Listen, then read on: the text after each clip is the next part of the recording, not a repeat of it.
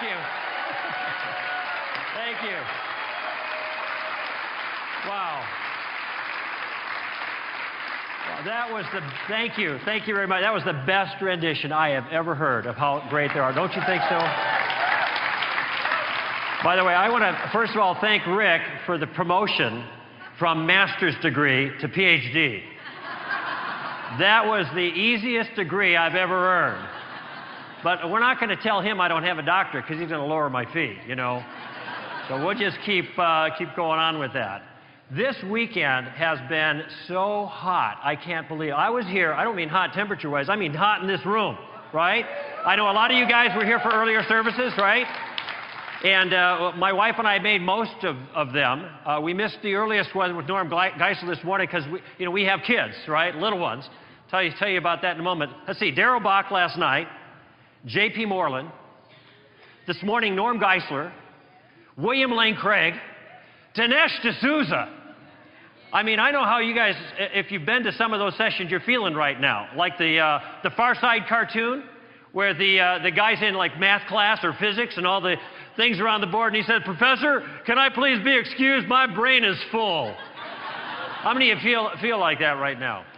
Well, that's a problem, though, with conferences like this.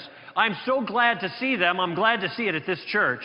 But I'm in 6 others this fall. It's great, but the liability is you get all this information, and it's sensational information, and you buy the books, and you study the material, and then you're wondering, how do I get all of this information from my head into a productive conversation with somebody else?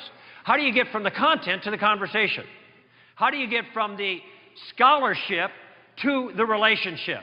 Well, this is what I'd like to do with you tonight, and that's why this session, being the last one, is best, because we're going to put some shoe leather to some of these notions that we've been talking about up until now. And so I want you to get a pen and a paper here, because I want you to take some notes. I don't have a PowerPoint. I'm kind of the human PowerPoint, so I'm an old-fashioned guy in that regard. But while you're getting ready to take some notes, I'm going to say something here that surprises a lot of people. I'm in a lot of conversations with other people who don't agree with me about my convictions about Christianity.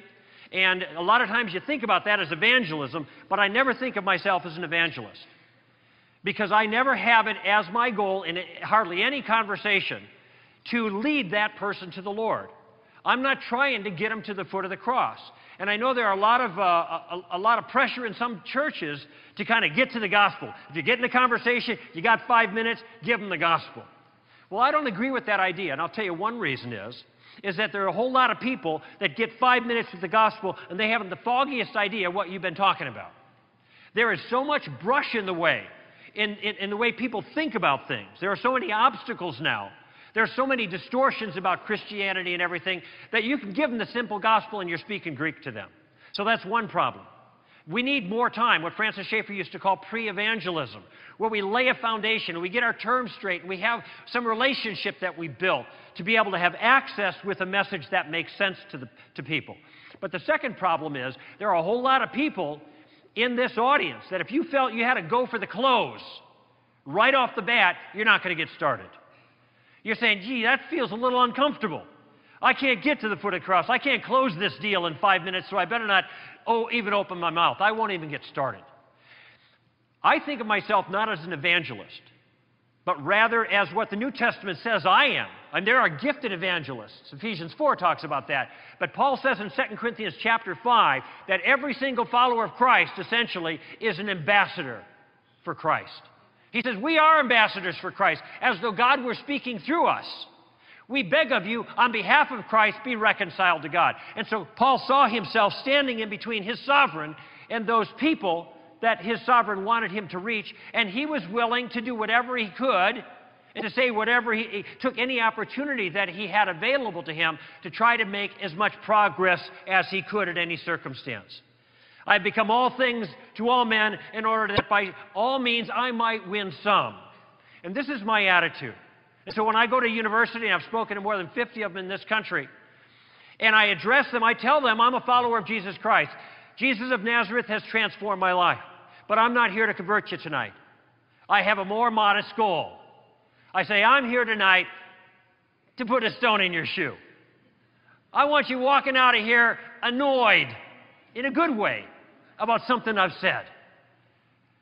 I want you going out thinking about Christ, because I think Jesus of Nazareth is worth thinking about.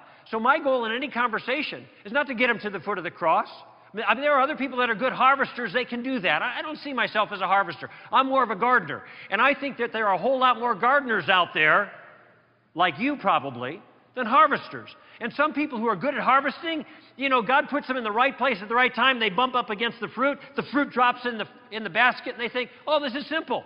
It's simple because there have been a whole bunch of ambassadors that God has sovereignly placed before them that have made the harvest ready for that individual. And I want you to get in the game. I don't want you sitting on the sidelines. And so I would like to give you a game plan this evening, a game plan that I use that allows me to maneuver in conversations. In fact, my promise to you is that this is a game plan that will allow you to maneuver and be comfortable in any conversation about spiritual things, no matter how little you think you know, nor how aggressive or articulate or educated the other person happens to be. It's a plan that has some specific guidelines that you can follow, but at the same time, it follows Paul's advice in Colossians, where he says, I want you to season your words with salt, as it were, so that you will know how to respond to each person. So that there's a sense in which this game plan is tremendously flexible, and it allows you to follow the circumstances wherever they take you. Plus, it gives you a tremendous amount of protection. You can do this being totally relaxed without taking any pressure on you at all. Let me give you an example of what I'm talking about here. We have some property in northern Wisconsin that my grandfather bought in 1960, and I've been going there since I was a kid, and now I get to take my own kids and my wife up there, and we rusticate a little bit, and I chop some woods and fix the fence, and I do some fishing. It's really now anymore the only time I can go bass fishing, which is a great love of mine, and I do it like 2 or 3 weeks out of the year, northern Wisconsin. So a few years back, I went out with the local pastor, and we were fishing on a very windy day, and I caught the largest smallmouth bass of my life, 4 pounds, 2 ounces, which is a pretty big smallie for that neck of the woods. Now, I've caught 3 fish bigger than 5 pounds since then, you know, so I've improved my bragging rights. But I was really happy with this fish. I got a snap of it, and this is before my digital days. So I wanted to go to the local photography place and get this digitized so I could put it up on the screen. So all of you know, I was teaching at the church the next week, they could see what a hot fisherman I was, you know. Want to impress the locals, right, with my big smallmouth bass. Well, when we brought our film in there was a woman at the counter, and she was processing the orders, and we stepped up to the counter, and she had a large pentagram hanging from her neck. Now, a pentagram is a 5-pointed star that's an occultic symbol, and I recognized it immediately just from my own background and training. And so I asked her, I said, does that jewelry, that star, have any religious significance? And she said, yeah, the 5 points stand for earth, wind, fire, water, and spirit. I said, well, that's kind of familiar to me. What I was curious about is whether it had religious significance for you. You know, a lot of people wear a cross. It doesn't mean anything to them. It's just jewelry. And I thought maybe this was the case, although it was a pretty big pentagram. It looked like a statement, you know. And she said, yes. She says, I'm a pagan. At which my dear wife standing next to me burst into laughter.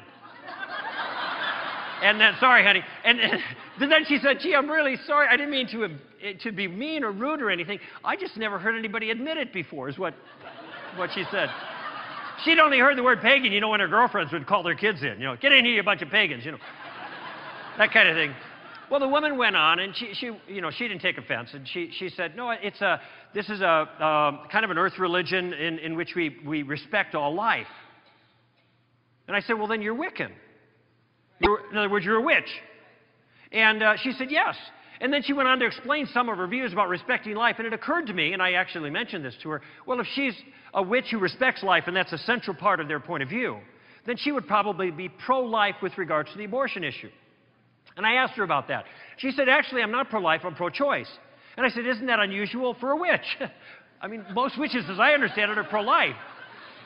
And by the way, I'm not going, witch, you know, one of these kind of things, putting a cross up there. We were just having a friendly conversation. It didn't bother me at all. And she said, well, it is a little unusual, but then she qualified herself. And she said, I know, these are her exact words, I know I could never do that. I could never kill a baby. Now, I hope if you get nothing out of this evening, you at least get the point to listen carefully to what other people say. Because they're going to give you things in the process of conversation that's going to help you immensely to make your point. She had just acknowledged that abortion was baby killing. Now, I think abortion does take the life of an innocent human being. By the way, I'm going to get paid by Rick for stealing my talk on that. No, actually, we want that to happen and stand to reason. We want you to take our material and use it. That's really good, and I was very flattered. And so I have very particular reasons why I think that abortion takes the life of an innocent human being. But I do not use the phrase baby killing. And here's the reason why. I do not want it to seem like I am trying to make progress with my point of view by using loaded rhetoric. So I don't use the term, even though I do think essentially abortion is baby killing. But this now isn't my term, is it? This is her term. She's using the term. And so now in the conversation, am I going to talk about abortion anymore? No, I'm going to talk about what? Baby killing. She said, I would never do that. I would never kill a baby. And then she added this sentence. She said, I wouldn't want something bad to come back on me. Now, does that strike you as a little bit odd? The reason it was kind of like a karma thing. What goes around comes around, I guess, in her mind. Can you imagine somebody say, I'm not going to kill any of those babies? You never know what's going to happen to you, you know. Well, maybe it's just a good idea not to kill babies regardless, you know. But I didn't pursue that line of thinking. Instead, I simply said, well, maybe you wouldn't want to kill a baby. Well, what about other people who are killing babies? Maybe we should stop them from killing babies. And she said people should have a choice. Now, what are we talking about? Baby killing. On her terms, right? And that's my conviction, too. So I said, you mean people should have a choice to kill babies, which was my question. And she said, well, I think all things should be taken into consideration. Now, pardon me for chuckling a little bit under my breath, but is this starting to sound strange? Well, okay, what kind of considerations would make it legitimate to kill a baby? And she immediately said incest. Now, I hope you see that what she is doing is parading out the standard pro-choice rhetoric. She's working right out of the playbook. But she is not thinking about what she's saying, is she? Because she's acknowledging that these things are about killing babies.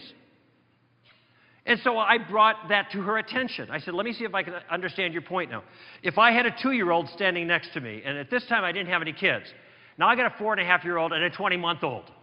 And I'm 59, so please pray for me. I have to say, I have a sensational wife who you just met, and I'm sorry, honey, I didn't plan that. That was Rick's fault. So you can get back at him for that. And I'm glad that you got a chance to meet Melinda as well. But she's great with the kids, and the kids are pretty good, too, as kids go, I think. But then people say, yeah, wait until they become teenagers. And I said, look, if I'm lucky, I'll be dead by then. Got it all worked out, you know. Anyway, I said, if I had a 2-year-old standing next to me, and we call this, at Stand to Reason, trotting out the toddler, using the argument for abortion and applying it to the toddler. So if I understand your view correctly, if this toddler, 2-year-old, was conceived by incest, then I should be able to take the toddler's life. Do I understand you correctly? And at that point, she finally paused, and I got her thinking. And she stopped for a moment and gave it some consideration, and finally she said, well, I'd have mixed feelings about that. Well, I hope so, but killing the baby. Anyway, so what happened is the line is growing behind us. We're interfering with her work product, and I realized that my opportunity is now over with. And so we broke off the conversation, took care of our film, and that was the end of it. Now, I want you to notice something about this conversation, though. In the process of this conversation, I asked 9 different questions. I used questions to open up the conversation. I used questions to gather information. I used questions to show what I thought were some inconsistencies in her point of view, or maybe in the logical consequences of her view. I tried to show some weaknesses of her view with the questions. And this is the value of using a tactical approach. Because throughout this entire conversation, who was in charge? Who was in the driver's seat? I was. Was I relaxed? Absolutely. Did I know what was going to come up next? No. But I had a game plan that allowed me to be relaxed because I knew where I was going, what I was trying to accomplish. And by the way, she was doing all the work. I was enjoying myself. Actually, in a sense, she wasn't really working that hard either because it was a nice, casual conversation. I have as a basic, this is just a little aside, as a basic goal of my conversations, not to get in fights with people, all right? Here's the rule I follow. You can write this down. If I get mad, I lose. All right? If I'm getting mad, right, do I look attractive? Does my point of view look attractive? No, no. You're not very persuasive when you're angry. All right? Second part of that rule. If they get mad, I lose. Here's a simple way of putting it. If anybody gets mad, guess who loses? Me. So I want to try to avoid anybody getting mad in the conversation. Now, sometimes you can't avoid it. Jesus made a lot of people mad. But I want to make sure it is the message I'm communicating that's bothering people. If I'm being genial, friendly, winsome, attractive, persuasive, accurate, and it's the accuracy of the message I'm communicating that upsets their apple cart, well then, you just let the apples fall. But if the problem is with me, if I'm the one who's making them angry, then shame on me, and I have to adjust my approach. So I don't want to get mad at her. I just wanted to have this conversation, and that's what we did. And that's the value of using a tactical approach. Now, at Stand to Reason, we have a lot of different tactics. They're all in the book on tactics that Rick had told you about. But there is one tactic that Rhodes Scholar, taking the roof off, just the facts, ma'am, steamroller. These are all different tactics that we employ. But there's one tactic that represents the foundation of the whole enterprise. It's really what is the game plan. And everything else is built upon that. And it is the simplest tactic imaginable to turn the tables and get somebody else thinking and put you in the driver's seat. And I've got a very simple name for this tactic. We simply call it, at Stand to Reason, Columbo. Of course, many of you remember Lieutenant Columbo. He's that TV character played by Peter Falk who shows up on the crime scene with a trench coat, looks like he slept in it. I don't know, maybe he did. I just got this one from Salvation Army the other day. I wonder what's in the pocket. Oh, that's convenient. Got a cigar? It's not the real thing. Oh, he's got a pad of paper too, right? But he can't use it. Why not? Lieutenant Columbo doesn't have a pen. He's got to bum a pen off of somebody, And he shows up in the crime scene, and he's rubbing his head, and he's muttering to himself, and he's kind of walking around bent over, looking at stuff and scratching his head. And this guy doesn't look like he can think his way out of a wet paper bag. He's stupid, but he's stupid like a fox because he's got a plan. And at some point, you'll see him. He'll pause, and he'll put his hand to his head like this and put his other hand underneath like this and kind of wrinkle his brow a little bit and then say something like this. I don't know. There's something about this thing that bothers me. Do you mind if I ask you a question? You know, he does that, right? He gets the answer back. Oh, you're very intelligent. One more thing. And then he one more tings them to death, right? Question after question after question. Pretty soon they get upset. He said, I'm sorry. It's because I'm asking all these questions. But I can't help it. It's a habit. And this is a habit that you ought to get into. The key to the Columbo tactic is that the Christian goes on the offensive in an inoffensive way with carefully selected questions that advance the conversation. Let me say that again. As a follower of Christ who wants to be a good ambassador, what you do is you take the initiative, but you do it in a genial fashion, in an unassuming way, as it were, by using carefully selected questions to advance the conversation. Hugh Hewitt, who many of you know as a broadcaster here in Southern California and all over the country, he's with the Salem Network, he wrote a little book. He's a follower of Christ and wrote a little book for ambassadors. It's called In But Not Of. It's about 65 chapters, and each is a short vignette that is meant to explain a simple concept that will help you as a follower of Christ in our culture. He's got one chapter entitled, Ask at least half a dozen questions in every conversation. It's a good principle. Why? He gives two reasons. First of all, When you ask questions of other people, you are drawing them out. And you are being polite to them. You're taking an interest in their life. You ask the question, they respond. They're doing all the talking, but they think you're a good conversationalist. So interested is interesting, first reason. Good manners. Second reason is that when you ask the questions, you control the conversation. You're in the driver's seat. You are directing the conversation in whatever direction that you want. And Hugh goes on to explain that this could be a tremendous advantage to you as a follower of Christ. And that's my point here. Columbo is your game plan. Now, the way I describe it in tactics, there are actually 3 different uses for Columbo. I'm watching the time tick away rapidly here, so I can't give you all 3.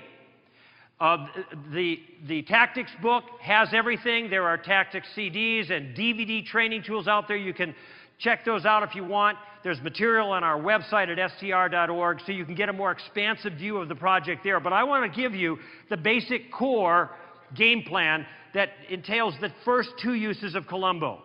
The first use of Columbo is to gain information. Pretty straightforward. Columbo shows up on the crime scene. He doesn't know what's going on. He sees a dead body. That's all he knows. There's a corpse there, and he's got to go from there. So he's got to start gathering information to get an idea of what the lay of the land is. Think of times when you might have gone into a circumstance where you wanted to have an impact for Christ, and you were bold enough to take the initiative, but you're kind of flailing all about, and you're preaching sermons that people don't want to hear, and you're answering questions that people aren't asking, and, coming across a little obnoxious, even though you have a good heart about it. Well, this is where the first use of Columbo is tremendously helpful. First, try to gather information. It's the simplest way to use the Columbo tactic. It's virtually effortless. It puts no pressure on you at all. And here is the key question. See, in the two uses, I'm going to give you the model question. So here's the model question. That question is, what do you mean by that? What do you mean by that? Or some variation. Now, this is a very flexible question.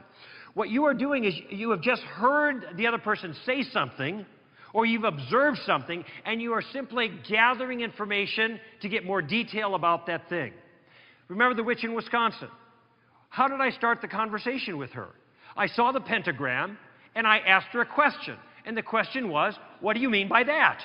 Isn't that essentially what it was? Does that symbol have religious significance? So I used a variation there. And there's tons of variations to this question. What it does is it allows the other person to start speaking and give you an education on their view. It allows them to get more specific about their idea or maybe challenge of you as a follower of Christ. A lot of challenges seem to get purchased by vagueness. And people will throw these things out, like everything's relative. There are no absolutes. Well, I'll tell you something. Those are radically vague concepts, even though there are people that use them a lot. And the Christian gets stonewalled. They don't know what to say. They haven't read the book on relativism yet. Do know how to respond, or if they read it, my book on relativism. See, I wrote 2 books, right? One on relativism called Relativism, and one on tactics called Tactics. I'm going to write a book on God. Wonder what the title will be. So, they don't... Now I lost my place here. Where am I? Everything's relative. This is wildly ambiguous. You never want to let that pass without the question, what do you mean by that? What do you mean by relative? What do you mean by everything? If everything is relative, is that sentence part of everything that's relative? Kind of harkens back to something that J.P. Moreland said last night. By the way, this is a variation of the suicide tactic. The idea beats up on itself. That's in the book too. So what are absolutes? What are the absolutes that you are denying? I'm not advancing my view. They're the ones who said there are none of those things. What do you mean by those things that you say there are none of? I want to get more information. The minute you ask the question, the pressure's off you. The other person has to do the talking. People say, well, there is no God. Now, you could go into the, Kalam cosmological argument if you were here this morning and heard William Lane Craig give a presentation on that, if you could remember it, and if you understood it. which I think he did a superb job, by the way, of a complex issue today. But you might take this step. You might say, what do you mean by God? Now, if the guy who says there is no God means that he's rejecting the idea of a God who sits on a throne out in the universe somewhere, he's got a long gray beard, well, I'm with him. I reject that kind of God too. Okay, that's not God anyway. It's Father Time. If you look right around behind it, there's a sickle kind of leaned up against the throne there. Maybe they believe in an impersonal God of Eastern religions, but not the personal God of organized religion. That might be his view. Maybe they're just Enlightenment materialists who believe in nothing outside of the physical realm at all. I don't know this until they explain it. If they say there is no God, immediately the responsibility is on me to say, well, yes, there is, and here's why, and that's a lot of heavy lifting, right? Or I could say, what do you mean by God? And let them talk for a little while longer, and it gives me some breathing room. It also gives me information. I'm getting an education about their view. I had a guy ask me once, what's a good book on Buddhism? I said, why do you want a book on Buddhism? He said, well, I got a Buddhist friend, and I want to witness to him. I want to share my convictions with that person. And I said, well, don't buy a book on Buddhism. It costs you money. It's a lot of work to read it, and it probably isn't the Buddhism he believes in anyway. If he's an American, we pick and choose. Why don't you do this? Why don't you invite him over to Starbucks, get him his favorite drink over there, sit him down and say, I understand you're a Buddhist. I'm really interested in what that's all about. Would you explain to me what your own beliefs happen to be? Let me ask you a question. Do you think that he'd be willing to do that? Absolutely. He'd love to do that. And in the process, you'll be getting your education about his convictions about Buddhism, and in the process of building a relationship with the very person you want to share with. Do you see how much easier it is to do that? Sometimes people will say, let's see, don't force your views on me. You hear that a lot. I say, what do you mean by forcing your views on me? In what way am I forcing my views on you? So that's another, what do you mean by that kind of question? I want him to explain it. Now, I know perfectly well what he means. It's the same thing people mean when they call you intolerant. They say you're intolerant. Never let that pass without asking your first Columbo question. What do you mean by that? I know what they're going to say. You're pushing your views on me and you're intolerant because you think you're right and I'm wrong. Right? Now let me ask you a question. Do you think when I am communicating my point of view, do you think that he's right? Do you think that I think I'm right and he's wrong? Absolutely. Of course I think I'm right. That's why I believe what I believe. If I didn't believe that what I believed was true, I wouldn't believe what I believed. I'd believe something else and think that were true. Watch this, and this is worth the price of admission, which was what? Oh, this is free. Well, you get what you paid for. Which is exactly the same case as him. I am not the only person in this conversation who thinks I'm right, am I? He thinks he's right too. But he's the only one calling names. Intolerant, narrow-minded, arrogant. So I want to ask this series of questions using my Columbo tactic to help him to see that he's pulling a trick on me. Maybe he doesn't even realize it. I call it the passive-aggressive tolerance trick. People have been socialized to this. They don't realize what's going on, but you'll see it real quickly.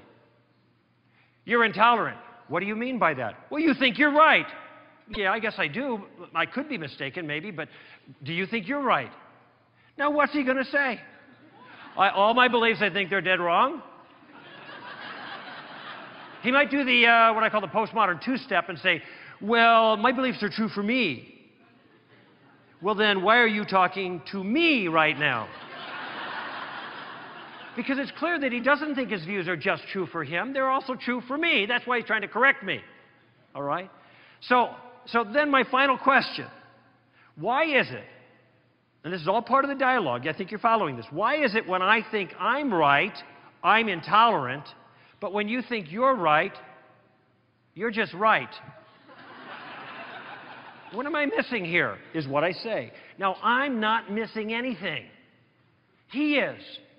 This approach is simple name-calling. That's all it is. What if he said to me, "Oh, you're intolerant," and I said, "And you're ugly." "And your mom dresses you funny." I mean, look, I would never do that because it's not an appropriate response. But how is it different? He attacks my character, I attack his looks. Neither of us are talking about what? The issue. You know, maybe Jesus is the only way or something like that. Maybe we should forget about calling each other names and try to figure out who's actually right. Because this might be an important issue.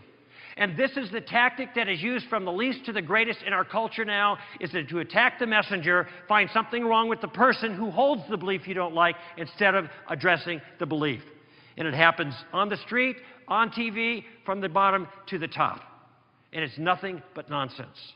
And your Columbo tactic, now that you see the trick, you can use that Columbo tactic. And by the way, if I went a little fast, I wrote an article on this called The Intolerance of Tolerance, and you can find it on our website.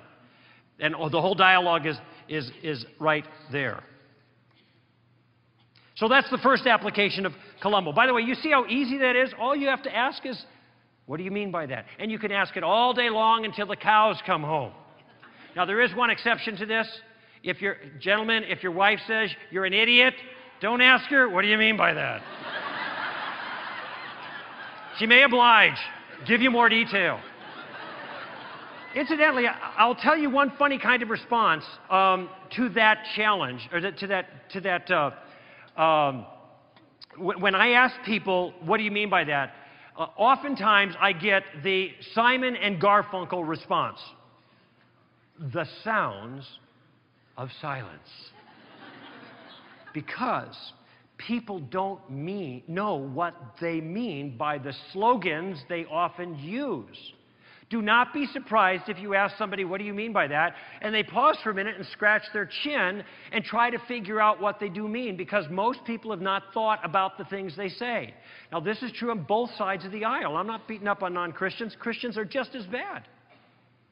We are socialized by slogans, and we are emoting about the things we say we believe, and when somebody asks a little bit more detail from us, we're lost. But they are too. So be patient with them and see what they come up with. And if their answer has other vague things in it, ask more questions about those things, okay? So that's easy. No pressure on you. First use of Columbo, gather information, model question, what do you mean by that? Second use of Columbo is to reverse the burden of proof. To reverse the burden of proof. Now, the burden of proof is the responsibility that someone shoulders to give reasons for his view.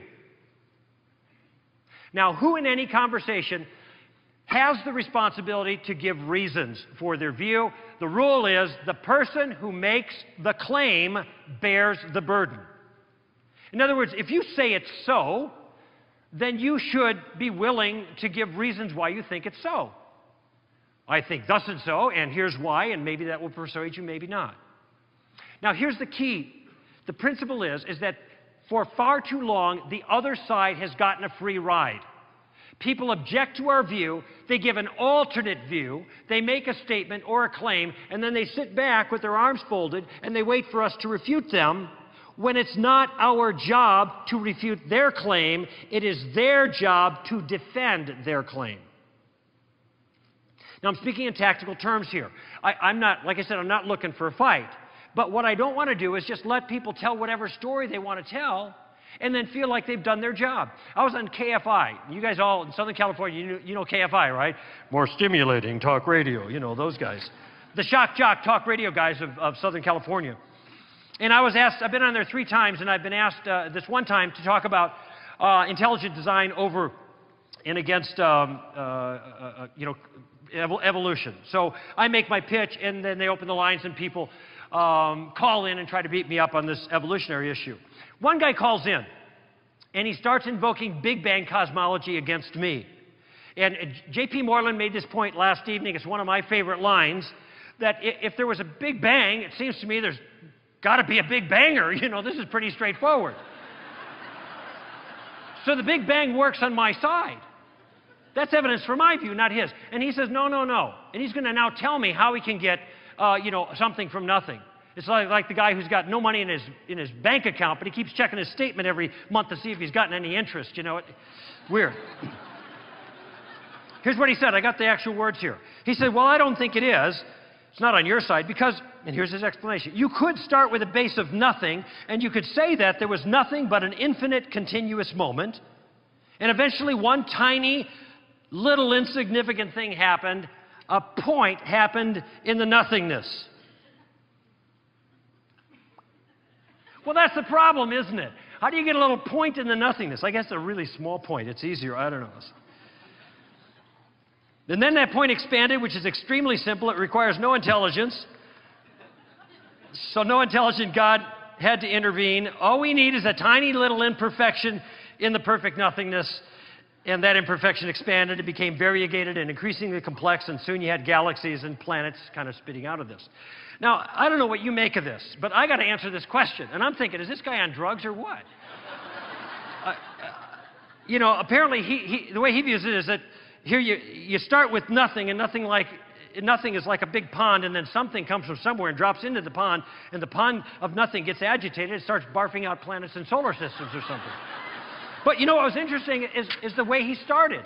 He said, and I pointed this out to him. It made my job easy. I said, you started by saying, you could say that. I said, you're right. You can say anything you want. But giving us reasons to take seriously the fairy tale that you just fabricated, that's another thing entirely, and that's your job. It is not my job to defeat that. And that's the sense of the second use of Columbo. In the immortal words of Desi Arnaz, they got a lot of splaining to do themselves. Some of you are thinking, who is Desi Arnaz? Ricky Ricardo, you know, Lucy, you cannot be on the show, that guy, all right? So we want them to do some of this explaining. So what is our second model question? The second use is to reverse the burden of proof. Very easily done with the second question. Now, how did you come to that conclusion? Or some variation. Now, how did you come to that conclusion? You want them to take the responsibility to defend their own views. They can't just say it and it's over with. You've heard the phrase, throw the gauntlet into the arena? You know what a gauntlet is, right? It's a glove. What does that mean when you throw that metal medieval knight's glove into the arena? It's a challenge, right? Well, the knights did throw their glove into the arena and said, okay, I win. And walk away. They said, no, you just got in the game. Now you got to put up or shut up. You got to show what you got.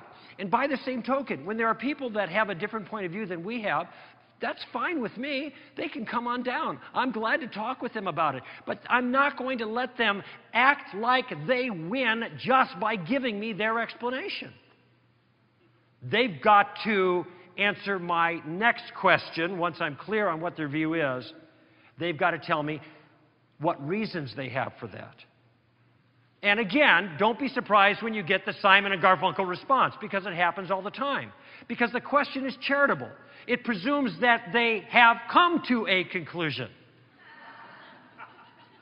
Most people don't. Again, they're emoting. They're being socialized to say certain things. And so, you know, they're just giving you that. And so you may get a blank stare, whether you're talking to a non-Christian or a Christian about some theological matter. You'll get the same thing on both sides of the aisle. So be patient there. Now, I have very little time left here, but Rick said this is the last service, so I go a little over. So I am not going to turn into a pumpkin in the next minute and 22 seconds. And my next plane doesn't leave till Friday. So I want to make sure I cover the ground here with you. There is a ploy that gets employed against particularly students that you want to be aware of. But it could happen against you too regarding the burden of proof. I call it the professor's ploy because professors use it a lot. Now, if you are a student, you probably know this if you're in higher ed, but if you're a parent, you don't. That you're spending a lot of money to send your kids to universities where the professors have it as one of their life's goals to destroy every conviction that you are planted in that child's mind. And they'll announce this at the beginning of class. How many Christians in our class? I see. Okay, you won't be Christians when I get through with you. That's reality. And so you'll have these professors then taking every opportunity, even when it has nothing to do with the material that you're covering, to nail Christianity, to go for it, to put it down. And so the professor might say, well, the Bible's just a bunch of fables. And you're going to have some well-meaning Christian in the back of the audience there, and he's going to raise his hand, and then the professor and he are going to get into it, and they're going to have a pitched battle. Now, I think this is right-hearted, but I think it's wrong-headed. Because it violates a major rule of engagement. Because you never go after a superior force, you never make a frontal assault on a superior force in an entrenched position, okay? This is not smart. Because the man with the microphone always wins. You're outgunned. Why do you want to do that? That's like Pickett's charge. That's crazy. But you don't have to disengage. Instead, use your tactics. Now, say you're a student in that classroom and the professor says the Bible's just a bunch of fables. I don't know, what question might bubble up in your consciousness right about now that you might raise your hand and ask your professor? What do you mean by that? Is that the appropriate kind of question for a student to ask? Sure, right. He answers the question, gives some more clarification. I don't know, what other question might occur to you that you might ask at this point? How did you come to that conclusion? Again, this is not a power struggle. This is what you're supposed to be doing. Now, sometimes the professor figures out what's going on. You're sandbagging, right? And he'll say, oh, you must be one of those Christians who believes the Bible is the Word of God, every jot and tittle. All right, I got a few extra minutes here. Why don't you take a few moments and explain to the rest of the class, stand up, explain to the rest of the class why you think the Bible's not a bunch of fables. Now, what has the professor done? He's reversed the burden of proof. And why is that illicit in this circumstance? Because the Christian has not made any claim. The Christian has just asked a question. Don't take the bait. Do not take the responsibility for disproving somebody else's claim. Let them do that, the work of defending their view. You don't have to take the responsibility of disproving it. You might say something like this, if you're a student.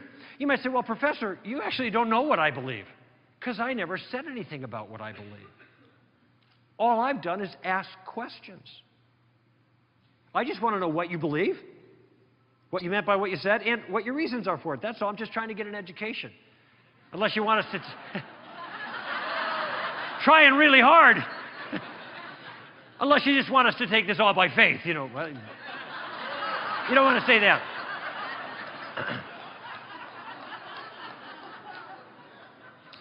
That's the professor's ploy.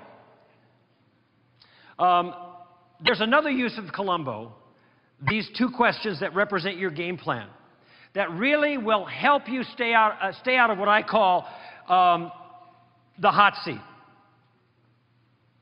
And the hot seat is the place you find yourself when you are talking with somebody else about your own convictions, and it goes so innocently until they start sounding off, and you discover that you are way out of your depth with the person you're talking to. I mean, maybe you're sitting on a plane and you're talking about the Kalam argument, and you're knocking some things like that around, and then you got some atheist, you know, head of the atheist society at Berkeley or something, and you say, oh my gosh, he's a big shot.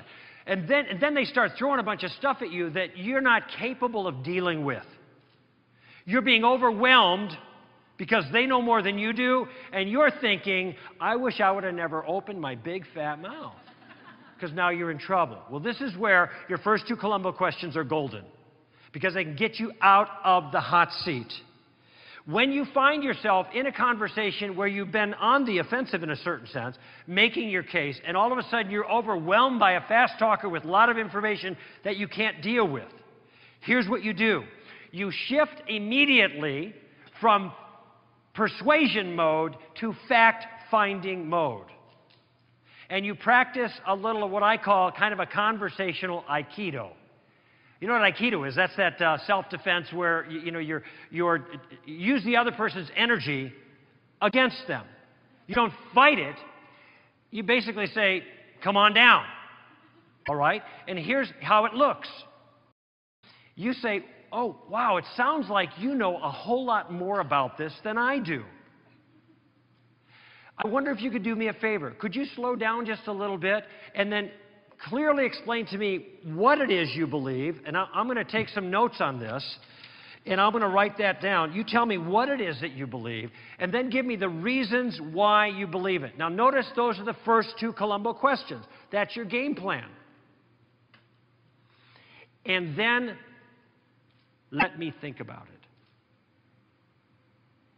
Now, them's the magic words, because the minute you say, then let me think about it, do you have any responsibility whatsoever to answer the challenge?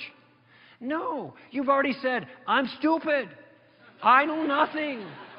Give me an education. And that's exactly what you're after. You want to know his view and the reasons for it, and you take notes, and you get it. You can ask some more questions. Basically, you're saying, you want to beat me up? Okay. Just do it slowly and thoroughly. So you take your notes, and you get all your information there, and when you're done, then what do? What'd you say you're going to do? You think about it. On your own, at your leisure, when the pressure is off. You can go back to notes from these sessions this weekend. You can go to our website, str.org, or reasonablefaith.org, Bill Craig's. There's lots of different places you can go for information. You can go to books. You can call me during office hours. I'd be glad to answer your question. Office hours are 2 to 5 Sundays. 1-800-227-5278. It's a radio show. Of course, there'll be a lot of other people listening in, but I'll do my best to answer it. But you see, you're going to be dealing with this challenge. It's maybe a tough challenge, but you're going to be dealing it when the pressure's off. And you get your answers, and you can fill that out, and now you've got the challenge and your answers, and because you've done the work yourself, you've got it. It's yours. And next time it comes up, you're ready. And if you get another challenge you're not familiar with, you say, please slow down just a minute. Tell me what you believe and why you believe it, and then let me think about it, and you'll get number 2. There aren't that many questions out there, friends. This is a great way to get an education. Now, I want to ask you a question as we close this out with regards to staying out of the hot seat. Is there anybody in this room, even the most retiring, shy, bashful, timid, reserved, or skittish, who cannot say, oh, you want to beat me up? Okay. Just do it slowly and thoroughly, please. Anybody can do this. Anybody can do this. You use those 2 questions, you will be amazed at the conversations that you'll get into with tremendous protection on your side. And some people might say, well, when do you ever get to the gospel? You can get to the gospel anytime you want. You're in control. There are a lot of times when I ask these questions and I get going in a conversation and it dies a natural death. So what?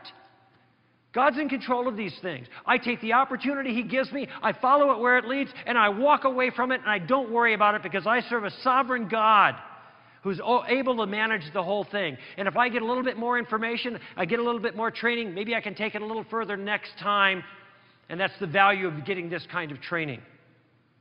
But I want to see every single one of you into play, and this is a game plan that will allow you to do this. Final thoughts.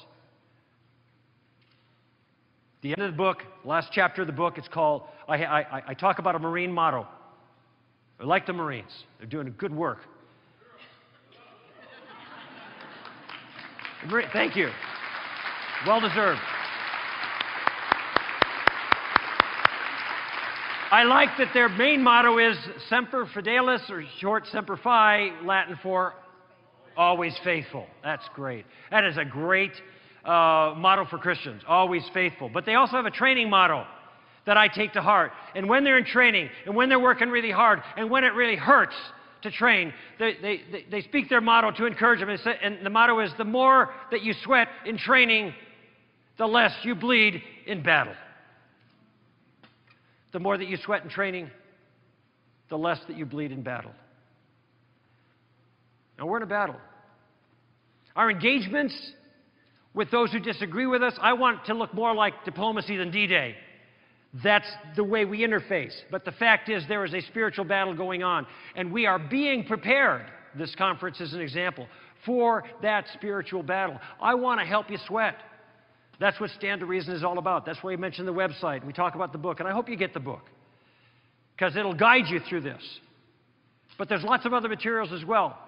We want to help you to sweat, so that when the time comes, when you're on the line, you have some confidence, you know what to do, you have a game plan, you can start moving out forward, and then you never know what God's going to do. You don't have to swing for the fences, in my view. You don't have to hit home runs. You just have to get up to bat. And this game plan will help you to do that. It will help you to manage any conversation with confidence, no matter how little you think you know, or how aggressive or articulate or educated the other person may be. Dear Lord, I am thrilled to be here at the end of this magnificent series, to be able to bat cleanup, so to speak, following these great men that have spoken, to offer some ideas about how we can make this practical. We can get these ideas into play. We all need your help, Father, because nothing will be accomplished without the power of your Spirit moving us forward, making our efforts productive. I pray for the people that have been at any segment of this series or have watched from anywhere anything about the series, that they would be deeply encouraged to believe their beliefs and doubt their doubts, and to step out with the tools that they've been given to fight the good fight for the sake of the gospel and the kingdom by the power that you provide in the name of your Son, the Lord Jesus Christ. Amen. Thank you, friends.